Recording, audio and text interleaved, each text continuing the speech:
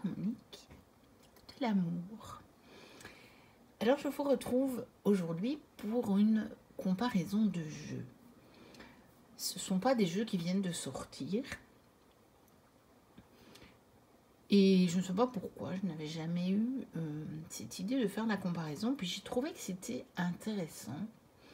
Après avoir un petit peu discuté avec Marie de la chaîne Marie Cartomancie, parce que elle me disait, donc sous une vidéo où elle présentait ses jeux de Gabriel Sanchez, elle me disait, ben tiens, moi je n'ai pas encore craqué pour le Bell-in. Et elle me disait, lequel me conseillerais-tu? En fait, c'est très difficile de répondre parce que à la fois, il y a des choses qui se ressemblent dans les deux jeux. D'ailleurs, vous pouvez déjà voir les deux boîtes. Et en même temps, il y a des choses très, très, très différentes. Donc, j'ai pensé que le mieux, c'était de montrer les deux dans la même vidéo. Alors, moi, j'ai celui-ci aux éditions Ada, comme vous pouvez le voir. Mais il a été repris chez Exergue. Donc, les deux sont disponibles chez Exergue. Et généralement, il n'y a pas de différence entre l'édition Ada et Exergue, si ce n'est que parfois chez Exergue, ils mettent des tranches dorées. Chez Ada, il n'y en a jamais. Mais souvent, de ce que moi je sais, c'est la seule différence. Donc pour le reste, et de ce que j'ai pu voir, le jeu est identique. Donc vous voyez que déjà les boîtes, elles sont assez semblables. On a un violet assez profond, on a une espèce de guirlande dorée, comme ça, tout autour. Après, celle-ci, elle est un peu plus dans les tons sépia. Celle-ci fait un petit peu plus blanc sur le couvercle de la boîte, sur le devant de la boîte. Et ce n'est pas la même carte, évidemment, qui est représentée. Ceci expliquant aussi cela. Alors, on va les ouvrir.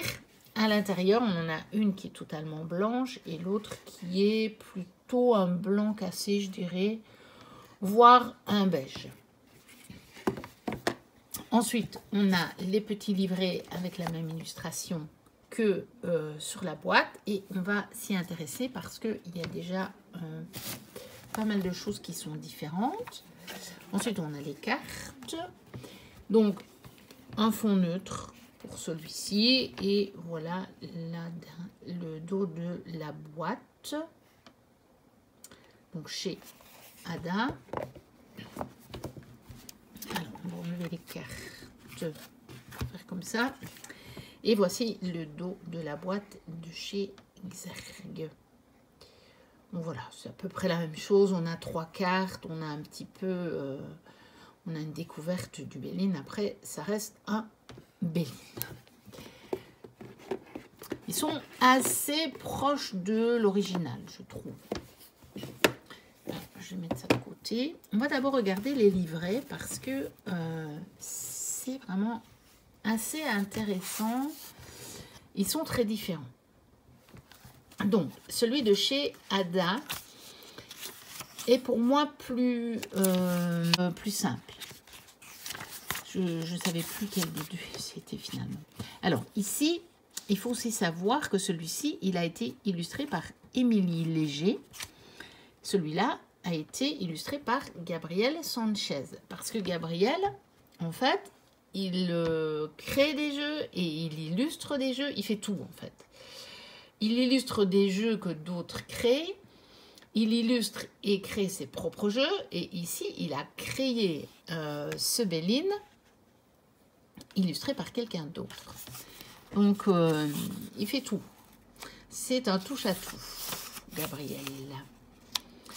Donc, vous avez une petite citation. Vous avez l'explication sur les planètes dans le Bell-in. Il vous parle des 3 premières cartes qui ne sont pas liées à des planètes. Alors là, c'est l'histoire du Bell-in original. Et puis, vous avez la carte sans influence, donc la carte bleue.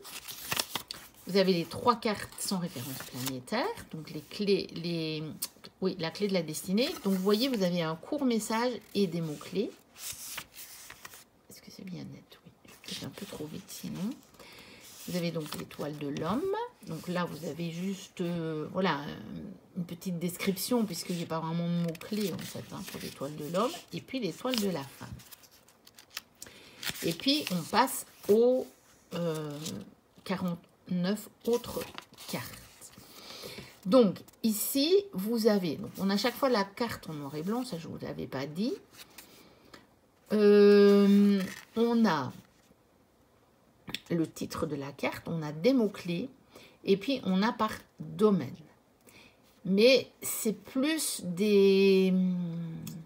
C'est plus un peu des phrases clés, c'est quand même très divinatoire. Et on a ça pour chacune des cartes. Mots-clés, domaine sentimental, professionnel et spirituel. Et à la fin, je regarde que je ne me trompe pas, oui, c'était bien la dernière carte. À la fin, on a 2 méthodes de tirage. Donc l'évolution et l'arc de Cupidon. Donc ça, c'est pour celui-ci avec le devant un peu plus blanc, donc que moi j'ai chez Adam, mais vous le trouvez chez Exergue.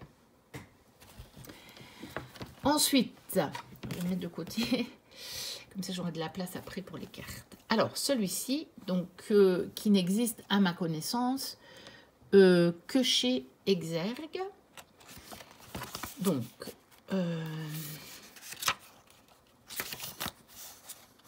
on a un sommaire ici. Dans l'autre, je crois qu'il n'y a pas de sommaire. Ici, on a de nouveau une introduction qui parle évidemment des références planétaires. Puis ici, il y a vraiment une description des 7 planètes. Donc, il est plus complet. Ce livre-ci, d'une manière générale, je dirais qu'il est plus complet. Vous allez comprendre, pas nécessairement sur la description des cartes, mais moi, je préfère cette approche-ci. Donc, il y a les différentes planètes associées aux Bélines. Alors, les méthodes de tirage, il y en a plus. Il y a les dons spirituels, l'arbre de vie, la connexion, la face cachée, les vies antérieures, la destinée de l'âme, la réponse innamoramento. Donc, ça en fait bien plus que dans l'autre où il n'y a que 2. Alors, la signification des cartes. Donc, vous voyez, on a aussi la carte ici, elle est en couleur ici, et vous voyez que sur les cartes ici, il y a des mots-clés. Donc, ça peut gêner certaines personnes. Moi, je l'avais acheté parce que je compte bien creuser le Béline. Je me débrouille en fait avec le Béline. Le Béline, c'est un jeu qui me parle bien. Juste avec l'illustration et puis son titre et tout ce que son titre m'évoque, on va dire à l'intuition, il me parle très bien, alors que c'est un jeu que je n'ai pas encore eu le temps de travailler. Je n'ai jamais vraiment travaillé. J'ai acheté plein de livres. J'ai acheté ces jeux-là dans le but de travailler et je n'en ai pas encore eu le temps. Je le ferai. Et en même temps, je me dis, c'est quand même un jeu, quand je l'utilise, pas très souvent, parce que quelque part, je ne me sens pas légitime puisque je ne l'ai pas travaillé. Mais je trouve que c'est un jeu finalement qui est relativement simple. Moi, en tout cas, les premières fois que je l'ai utilisé, j'ai un Béline tout à fait traditionnel, hein, mais il m'a paru évident ce jeu. Je sais pas, rien qu'avec le titre de la carte qui fait déjà en fait un peu mot-clé, et tout ce que ce mot-là peut m'évoquer, j'avais mes réponses et j'ai fait des tirages un petit peu prédictifs il y a quelques années de ça avec le Béline et ils sont tombés justes. Ils sont tombés justes. Et je ne connaissais pas le Béline pourtant, du tout. J'ai pris mon Béline comme ça, c'était il y a des années en arrière, donc je commençais la cartomancie.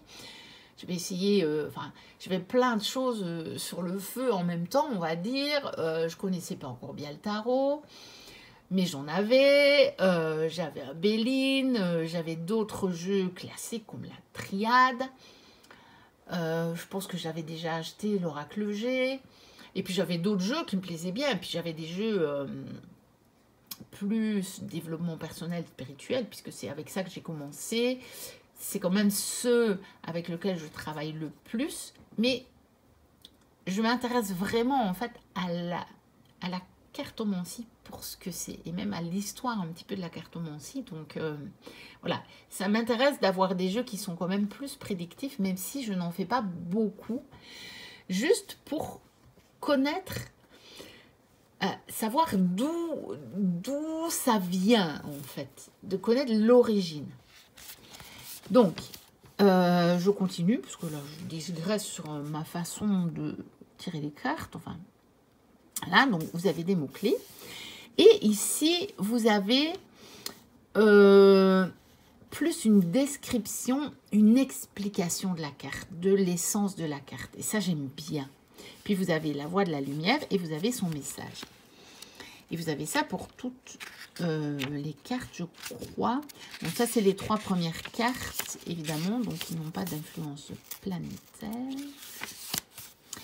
Et puis, oui, ici, vous avez surtout la même chose, hein, de nouveau, un petit message description. Vous avez une analyse, on va dire, de la carte, et puis vous avez son message. Mais moi, c'est le genre de message que j'aime bien, parce que quand vous lisez ça, vous comprenez l'essence de la carte. Et je trouve que quand on comprend l'essence d'une carte, on n'a plus besoin du livret déjà, et on n'a pas besoin de sa signification dans les différents domaines, parce que, en tout cas moi, c'est personnel évidemment, c'est mon opinion personnelle, mais moi, si j'ai senti, si je connais l'essence d'une carte, ça me vient tout à fait naturellement. Comment l'adapter à tel ou tel domaine? Ça me paraît, mais d'une évidence, je veux dire, ça me pose zéro problème. Ça m'apparaît comme une évidence. Je ne sais pas si tout le monde fonctionne de la même façon, parce que moi, j'ai quand même pas mal étudié les différents fonctionnements d'apprentissage, puisque avant, dans une autre vie, j'étais prof. Donc, je me suis quand même assez bien intéressée à ça. Puis, je m'intéresse beaucoup au fonctionnement des personnes, fonctionnement du cerveau, mais fonctionnement des différentes personnalités. Donc là, pour le moment, vous l'avez vu, j'ai acheté un livre sur l'ennéagramme. Je me suis beaucoup intéressée aussi au livre de Lise Bourbeau concernant les blessures, qui explique comment, à partir de telle ou telle blessure dominante, on a construit des comportements, des réactions, et qui ne sont pas les mêmes chez tout le monde. Et donc, je sais que du coup, moi, évidemment, j'analyse ça avec ma personnalité, avec mes modes de fonctionnement. Et donc, ça peut très bien, vous dites, non, moi, j'aime mieux d'avoir par domaine ce que ça veut dire, parce que sinon, je ne sais pas du tout ce que ça peut vouloir dire en professionnel ou en sentimental. Et c'est très bien comme ça. Moi, je vous donne juste mon avis à moi. Et je vous montre les deux, comme ça, vous pouvez vous faire votre propre idée. Parce que c'est encore ça le mieux. C'est pour ça que finalement, je me suis dit, je vais faire la vidéo de comparaison. Comme ça, vous ferez votre propre idée. Donc, on a ça pour toutes les cartes. Et vous voyez, ne serait-ce que le titre qu'il a donné ici à cette espèce de description de l'essence de la carte, vous donne déjà, moi, ça me plonge dans l'essence de la carte. La réalisation des braves, le couronnement. Vous voyez, moi, quand on me dit le couronnement, ça peut m'évoquer tellement de choses, selon le domaine notamment. Vous voyez, les liens d'âme, l'appel de la guérison, par exemple, pour la campagne santé. J'aime beaucoup l'appel de la guérison. Je trouve ça génial. Quand on a compris ça, on peut y aller dans les lectures et les interprétations. Donc, on a ça pour toutes les cartes. Et je pense qu'il y a... si, il y a encore quelque chose. Après, il y a juste il y a des associations de cartes. Donc là, voilà. Donc là, la carte bleue, elle est à la fin. Et là, on a un petit guide des associations. Bon, généralement, moi, je ne vais pas trop voir ça parce que les associations, dans n'importe quel jeu, je les fais à l'instinct. Donc là, vous les avez... Alors, ça m'arrive de les parcourir pour me faire, on va dire, un vocabulaire d'association un petit peu plus fourni. Mais je l'ai fait, franchement, je l'ai fait à l'intuition, les associations. Et donc, ici, à propos de l'auteur. Voilà, donc ça, c'est pour les livrets et puis ma manière d'utiliser les cartes. J'ai un peu beaucoup digressé. Alors, j'ai mis la carte bleue en premier. Je pense que je peux, pour les cartes, redescendre un petit peu. Je crois qu'on va voir un tout petit peu plus près et tout reste dans l'écran. Donc, voilà les deux cartes bleues. Donc, il faut savoir aussi qu'ici, vous avez un cadre. Ici, vous n'en avez pas. Vous avez juste le cartouche ici avec le titre de la carte. Voilà. Et donc, celui-ci, illustré par Émilie Léger. Celui-ci par Gabrielle Sanchez. Je les trouve tous les deux assez fidèles à l'original. Mais bon, l'illustration est revue. Mais le symbolisme est respecté.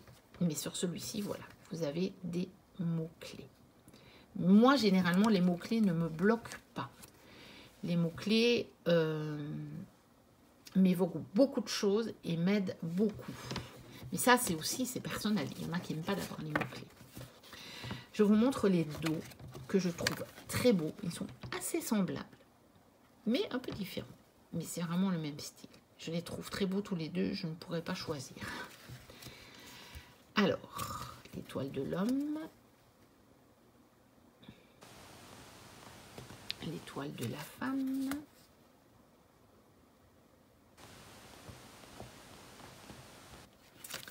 la nativité. Voici, vous voyez ici, il a rajouté l'horoscope, la nativité. Et ici, on n'a pas l'horoscope dans les mots-clés. Donc, je dirais que si vous avez envie de vous plonger dans le Béline, les deux jeux peuvent être très complémentaires. Et après, si vous voulez faire un choix, faites-le sur base de ce que je vous montre. Mais je ne trouve pas que ça fait doublon. Réellement, moi, quand je les ai achetés, j'ai un petit peu regardé et je me suis dit, ils sont intéressants tous les deux. Je trouve qu'ils ne font pas du tout doublon. Pour travailler le Béline, j'ai dit je les garde tous les deux parce que ça va vraiment étoffer la connaissance que je pourrais avoir du Béline. Voilà, les présents. La trahison avec le chat. Ici, on a la mer. Là, on a plutôt le ciel et le cosmos. Départ. L'inconstance.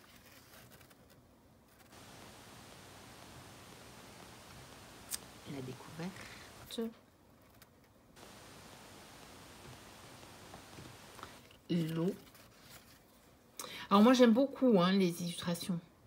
Que ce soit celle de Gabrielle ou d'Émilie, je les trouve vraiment jolies. Je trouve que c'est des belles revisites du Béline. Les pénates. La maladie. Évidemment, ce sont des grandes cartes. Donc, pour ceux qui aiment bien le format original presque, je pourrais dire, du Béline, là, par contre, on n'y est pas. On est vraiment sur une taille de carte oracle. Bon, à la fois, avec le Béline, on ne fait pas non plus des grands tableaux. Donc, changement. L'argent. L'intelligence.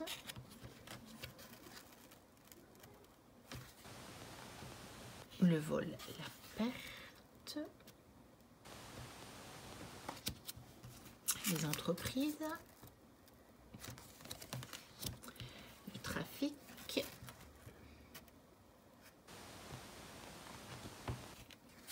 la nouvelle,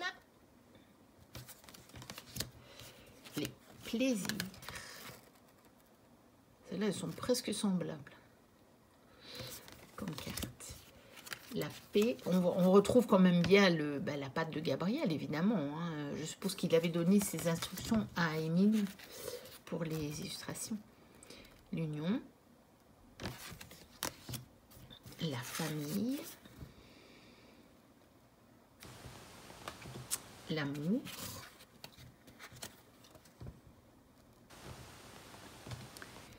la table, les passions. C'est là aussi, hein. Ils sont quand même très semblables. Après, les couleurs sont différentes, mais vraiment au niveau du contenu de l'illustration, on est quand même fort proche. La méchanceté. Donc, évidemment, il y a des ressemblances. Hein. Ça c'est inévitable. Hein. C'est le même auteur. Le procès. Le despotisme. Mais moi, je les trouve complémentaires. Vraiment. Les ennemis. Les pourparlers.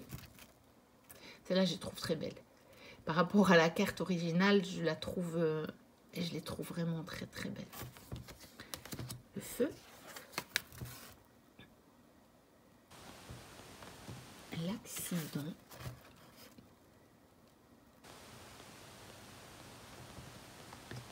La pluie. La beauté. L'héritage.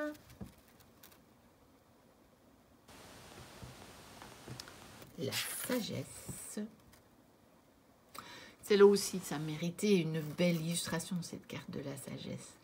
Parce que sur le Béline, on a tout le symbolisme, mais bon, esthétiquement, je préfère quand même ceci. Mais c'est que mon avis. Hein. Après, franchement, le Béline original, il me répond, c'est un truc de fou. Hein. La renommée. Autant je ne me suis pas encore mise vraiment au Marseille et je prends plutôt des revisites et surtout des riders. Autant avec le Béline, je n'ai pas de souci avec l'original. Hein. J'aime bien ceci, mais franchement, j'ai vraiment pas de souci à utiliser le Béline original. Le bonheur. L'infortune. La stérilité. La fatalité.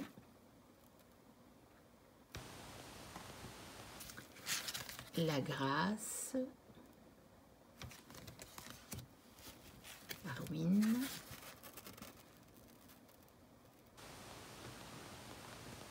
Le retard.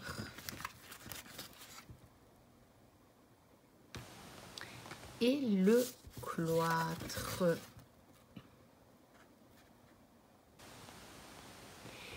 Voilà. Alors, au niveau de la qualité, elle est très semblable. Elle est très bonne. Ce sont des cartes épaisses, suffisamment souples. Et elles sont glossy des deux côtés. Donc, ça veut dire que ce sont des cartes résistantes. Ouais, celle-ci peut-être un tout petit peu moins souple chez Ada. Mais pour le coup, je pourrais pas vous dire cette édition-là chez Exergue. Parce que ça, des fois, la qualité des cartes, elle est un petit peu différente. Donc ici, elles sont peut-être un peu plus épaisses chez Ada. Ce qui n'est pas toujours le cas, parce qu'il y a eu des jeux chez Ada qui étaient d'une qualité épouvantable. Mais là, bon, le jeu il est quand même plus récent, donc il date de quelques années. Mais voilà, la qualité, elle est bonne. C'est pas des cartes, pour moi, qui vont s'abîmer dû à leur traitement. Donc, c'est brillant.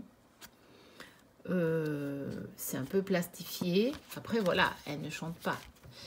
Elle glisse bien. Voilà. quand c'est brillant, ça ne chante pas. Alors moi j'aime bien aussi les jeux qui chantent. En même temps, il y en a qui ont tendance à s'abîmer un petit peu plus vite, mais ça dépend aussi desquels. Mais en tout cas, c'est une qualité de jeu qui ne s'abîme pas. Donc voilà pour la comparaison des deux Bellines de Gabriel Sanchez. N'hésitez pas à liker, à commenter, à vous abonner si vous passez par là et que ce n'est pas encore le cas. Moi, je vous dis à très bientôt pour une prochaine vidéo et d'ici là, portez-vous bien. Bye bye.